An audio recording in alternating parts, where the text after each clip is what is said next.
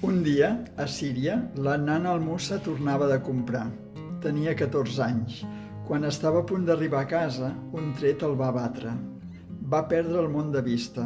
Durant uns dies, tot al seu voltant va esdevenir foscor. La nana es va despertar a l'hospital. No es podia moure. Per recuperar-se el van haver de traslladar al Líban. Un any i mig després, amb cadira de rodes, va començar a practicar esport. Entre d'altres coses, li servia per no pensar que mai més podria caminar. 10 anys després de l'accident, viu a Manresa. De la ciutat li agraden els equipaments esportius, el riu i el centre. És allà on hi ha la biblioteca del casino.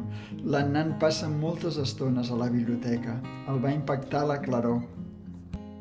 La claror que entra a través dels vidres de colors d'algunes finestres, la comoditat, la llibertat de moviment i un munt de recursos a l'abast dels dits.